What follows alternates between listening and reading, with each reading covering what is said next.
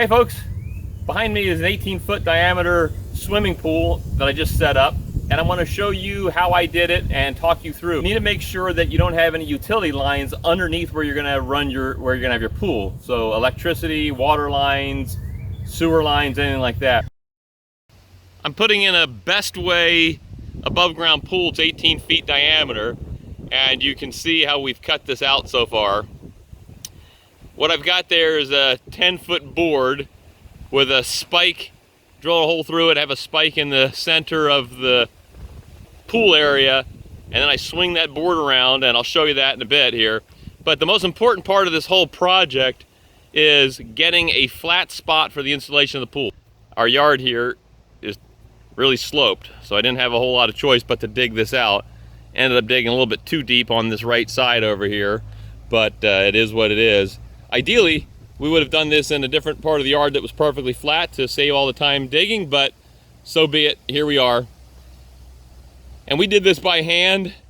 In the future, I would definitely recommend renting a machine. Probably for 300 bucks, we could have rented a machine and done this, but I had some teenage boys that were happy to help dig. So that's how we got here. So what we did here, first let's take a look at this board. Got this spike here in the center of the pool area, and you can use whatever, use a wooden dowel, but I drilled a hole through the 2x4 so I could swivel this thing, pivot this thing around, and then I've got a bubble level there that I've taped to the top of it, and all I'm doing here is, as we've dug this out, rotating this around, spinning it around to make sure everything is as level as we can reasonably be. It's not going to be absolutely perfect, but we're going to make this as level as we can possibly make it with hand tools that we've got. See, we've got this tamp over here, and where we find low spots, we fill it in, rake it, tamp it down, etc.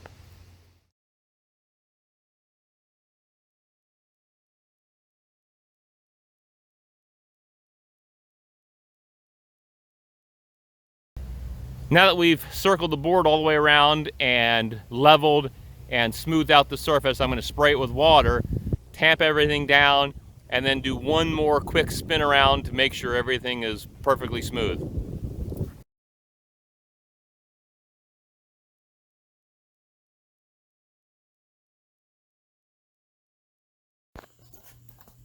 Here we're doing one final pass through to pick up any rocks, sticks, anything that'll possibly poke through on the bottom of the pool.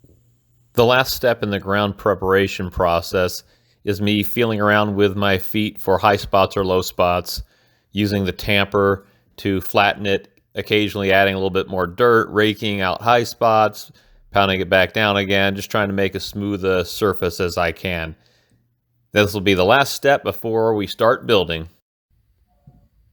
Next step in the process here is to make sure I've got all of my parts, and I've opened everything. For my 18-foot diameter one, I've got something like 18 of these poles, and that's what the instructions say. There's the pool liner. Here's the ladder. Here are the components that attach all the poles together and hold the liner up. So to the best that I could, it looks like I've got everything. Really, it's just making sure I don't get halfway through the project and realize I'm hosed without having to call the company. But looks like I've got everything, so let's get to the setup. It's been a week since I last did the work on the ground. I had to get these 4x8 sheets of styrofoam from Lowe's. And what these are, 1-inch thick pieces of this blue DuPont styrofoam. They're 4x8, like I said. It's really hard. We're going to use this underneath the pool. So this will sit on the ground, the pool will sit on top of it, and this will protect the liner from rubbing on any rocks or sticks. And to figure out how many pieces of the pool, of the styrofoam I need, I made an 18-foot diameter circle representative on here and just sketched it out. So it looks like I need 10 pieces of this, and what I'm going to do is I'm going to set it out there and duct tape everything together. So let's get to that. Here we're installing the sheets of styrofoam on the ground. This will protect the liner of the pool, duct taping all the sheets together. And what I didn't do but should have was make a nice round 18-foot diameter piece of foam here.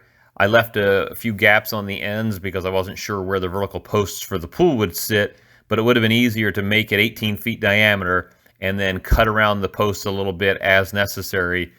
And I didn't do that, so it took me a little bit of time to redo it. But ultimately, this worked out really well, and this is what it looks like. We've had this sitting out in the sun for about an hour or two, per the instructions, so that it gets warm and malleable. We've got it right side up, but it's kind of heavy, and it'll only get heavier as we assemble it. So I'm going to carry this with some help onto the foam boards that we've got set up in there. First, I want to show you how this thing will go together. We've got a bag of fasteners here, and what we do with the fasteners is we've got these rubber washers, and with the cup facing down like that on each of these, you just push it through so this goes all the way to the top, and that's what's going to go through the pipe and keep things locked together. We're going to let's get one through on one end. Push that in so there's a hole there. Take one of these fasteners, push that all the way through. Come on. There. Now that I've got two through, I can connect them here so the hole comes through, and you put these fasteners, push this through. There. Here we're assembling the entire top rail.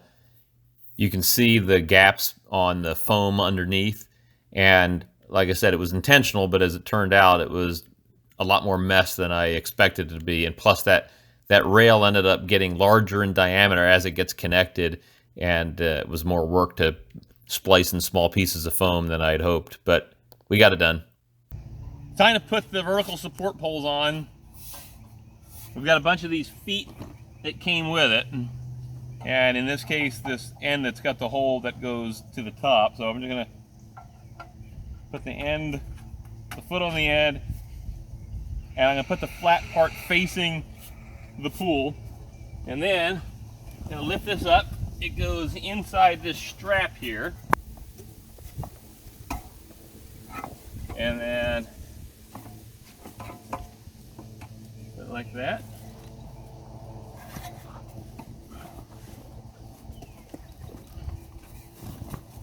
And we'll set that down, and we'll just keep going all the way around until we get this set up.